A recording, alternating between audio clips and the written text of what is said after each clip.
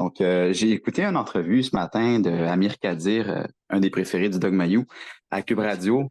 Et, euh, et docteur Kadir s'en cache pas. Une des intentions de Québec solidaire, c'est d'abolir le capitalisme, système auquel ils attribuent. Non, Oscar,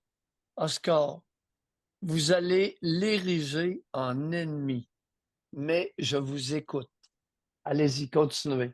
Je veux juste apporter une nuance à ça. Donc, il s'en cache pas. Il dit que le capitalisme est responsable des maux MAUX de notre société, notamment les changements climatiques, les écarts de richesse, etc.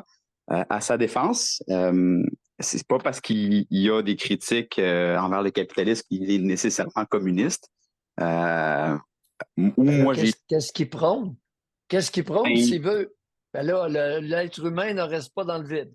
S'il favorise l'abolition du capitalisme pour le remplacer par quoi? Je vous écoute.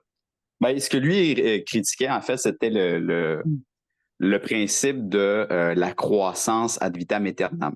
Okay? Donc, le fait de toujours vouloir produire plus, et c'est ça qu'il critiquait, en le fond. Puis, la seule chose que je veux vous dire par rapport à ça, c'est qu'il y a des chercheurs qui se questionnent, et puis pas nécessairement des capitalistes, là. C'est des cours qui sont offerts à HEC, mon alma mater, des cours de niveau maîtrise sur la décroissance soutenable. Donc, je vais juste faire une parenthèse là-dessus. Là. Quand vous dites que Québec solidaire sont contre le capitalisme, c'est pas des oui-dire, ils ne s'en cachent pas, ils l'affirment haut et fort dès qu'ils en ont l'occasion. Merci de le souligner. OK. Amir Kadir, il vient d'où? Il vient d'où, notre ami Amir? Iran. Un Iranien. Quel régime qui prévaut avec cette gang de tarés-là? C'est pas les ayatollahs là-bas, je pense? Je pense que c'est des ayatollahs. Une théocratie, Amir. Maudit.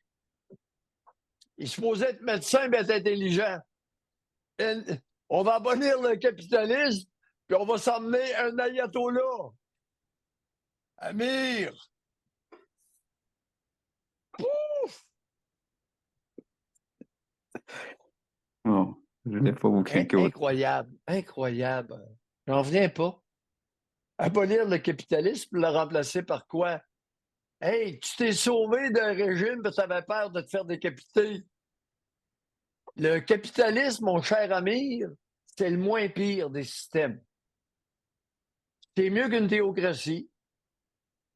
C'est mieux que le régime soviétique. C'est mieux que la patente à gosse de Cuba. C'est mieux que la patente à gosse de la Corée du Nord. C'est mieux qu'une gang de patentes à gosse, on conviendra. C'est pas parfait, oui, les auditeurs. Capitalisme sauvage, c'est pas drôle. Maintenant, est-ce que un capitalisme humanisé, ça existe? Ça peut exister? On peut se poser la question et y travailler, n'est-ce pas, cher Oscar? Oui, j'ai étudié là-dedans un peu. Un peu, j'ai fait mon bac là-dedans. Vous avez fait votre bac en quoi?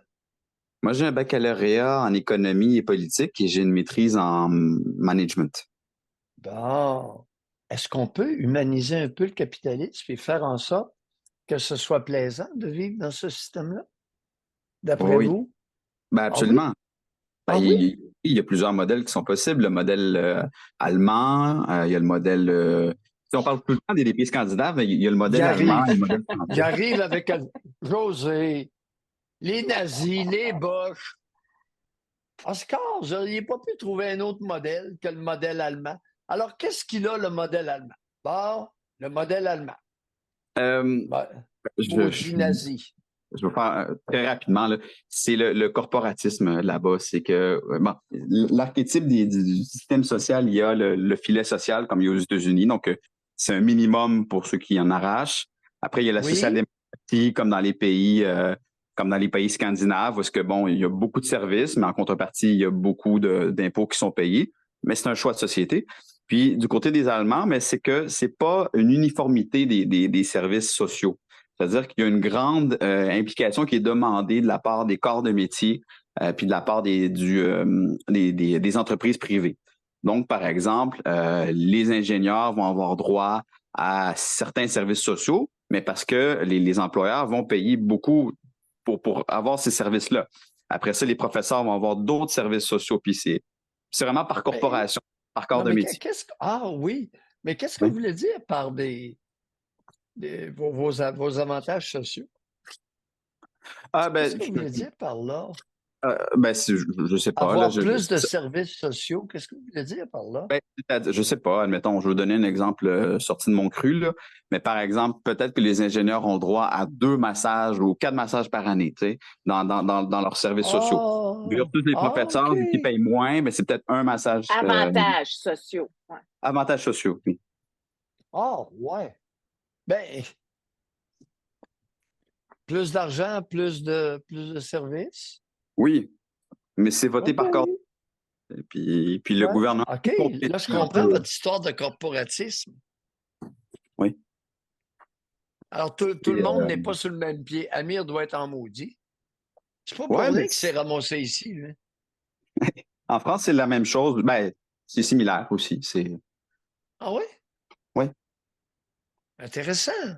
Oui, ça a été bon, puis je vais fermer la parenthèse là-dessus. Ça a été amené ce système-là par Otto von Bismarck. C'est à lui qu'on Non. attribue la paternité du programme de ce système-là social. Oui, mais attendez un peu. Bismarck, c'est un Allemand, là. Oui, en allemand, oui. Le chancelier. Chancelier allemand, Bismarck.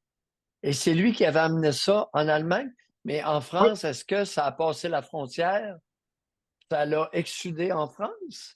Oui, ben c'est similaire. Comme voyez-vous, les employés du rail en France, ils ont leurs programmes sociaux. Ceux qui travaillent pour Orange. ouais. Oui, oui. Mais on a quelque chose de similaire au Québec. Donc, les assurances privées, moi, j'ai un employeur, je travaille pour une entreprise privée, j'ai mon assurance privée, j'ai pas les mêmes services que quelqu'un qui travaille pour une autre entreprise puis qui ont pris une autre assurance privée. C'est un peu comme ça. Mais José, il y a du corporatisme au Québec.